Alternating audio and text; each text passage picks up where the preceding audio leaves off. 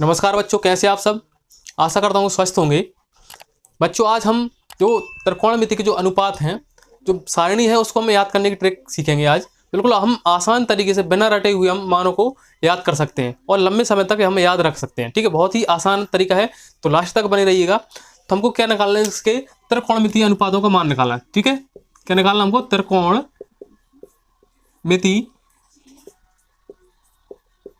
अनुपातों के मान। ठीक है, हमको कुछ नहीं करना है, हमको सिर्फ साइन के जो मान हैं वो एक कॉलम हमको याद रखना है। ठीक है, साइन की जो वैल्यू है पूरी के, यानी 0 का, 30 का, 45 का, 60 का और 90 का, वो हमको याद हो जाएगा। तो पूरी सारणी हम उसी के माध्यम से आसानी से क्या कर सकते हैं, बना सकते हैं। ठीक है, तो साइन 0 का मान कितना होता है? 0 होता है। साइन 30 का मान कितना होता है? 1/2 होता है। और साइन 45 का मान कितना होता है? 1/√2 के अंदर 2 होता है।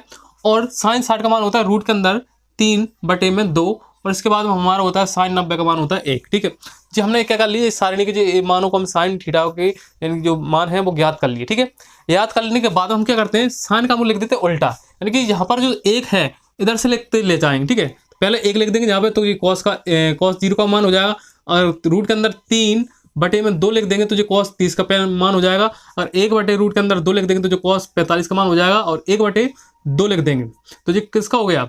कॉस 60 का हो गया। ठीक है, और इसी प्रकार हम 0 है जहाँ पे लिख देंगे तो ये किसका हो जाएगा? यहाँ पे कॉस 90 का मान हो जाएगा। ठीक है, तो एक सारणी से यानी एक साइन के मान ज्ञात करने से हम क्या कर लिए, कॉस के मान निकाल लिए हमने। अब हमको निकालना है टेन के मान। तो जैसा हम पता है हमको कि टेन का मान क्या होता है, टेन थीटा बराबर क्या होता है? टेन थीटा बराबर होता है साइन थीटा बटे कॉस थीटा। क्या होता है? Cos theta.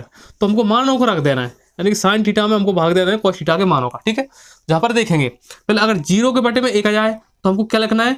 0 लिखना है। क्या लिखना है? 0 लिखना है। ठीक है, अगर किसी अंक के बटे में 0 आ जाए तो हमको लिखना है अनंत का चिन्ह, यानी कि इन्फिनिटी। ठीक है, तो ये आपको ध्यान रखना है सिर्फ। अब हम देखते हैं 1/0/1, यानी कि 1 आ रहा है तो हमको क्या रखना है? 0 रखना है। ठीक है, अब जी हैगा 1/2, बटे की लाइन समझ लो कि ये क्या है, ये वाली लाइन बटा वाली है। ठीक है, जहाँ पर इसका भाग देना है, तो जहाँ पर हमको भाग देंगे किसका? 1/2 में हमको भाग देना है किसका? रूट के अंदर 3/2 का। तो इसको गुणा में बदलेंगे, क्या हो जाएगा? 1/2 गुणे 2 ऊपर पहुंच जाएगा और रूट के अंदर 3 नीचे आ जाएगा। ठीक है, तो 2 से 2 क्या हो जाएगा? कैंसिल हो जाएगा। यहाँ पर हमारे पास बचेगा 1/रूट के अंदर 3 बचेगा। ठीक है, इस तरीके से तो 1/रूट के अंदर 3 हो जाएगा। अब हम यहाँ पर देखते हैं सीधी बात। अब इसको देखेंगे तो एक सी संख्या आई, रूट के अंदर 2 और रूट के अंदर 2 कट जाएगा तो इसका मान कितना हो जाएगा? 1 हो जाएगा। ठीक है, अब इसी प्रकार यहाँ पर देखेंगे तो 2 1/3 के रूट के अंदर 3/2 है और यहाँ पर 1/2 है, तो 2 ऊपर पहुंच जाएगा तो 2 से 2 क्या जाएगा? कैंसिल हो जाएगा। तो जहाँ पर बचेगा रूट के अंदर 3 बचेगा। ठीक है, अब हमारे पास में बचा 1/0 है, तो 0 आ जाए तो हम क्या लिखेंगे? अनंत का चिन्ह लिखेंगे। ठीक है, हमने जी लिख लिया।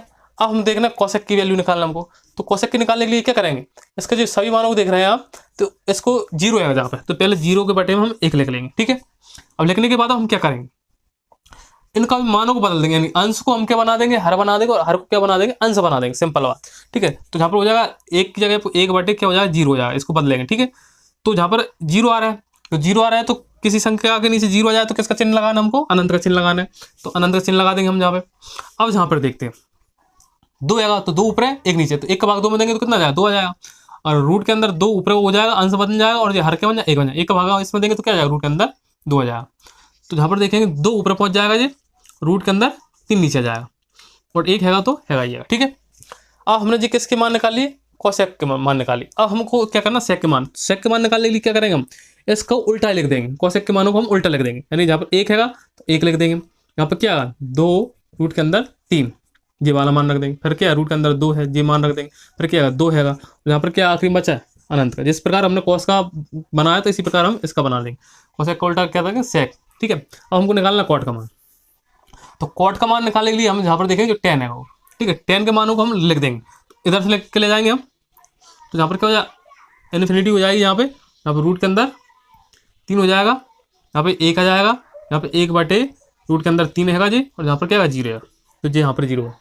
तो हमने एक मान याद किया था, वो साइन वाला। ठीक है, और बाकी के जो सभी मान हमने इस ट्रिक के माध्यम से हमने बना लिए। ठीक है, तो इस तरीके से हम आसान तरीके से और लंबे समय तक याद रख सकते हैं।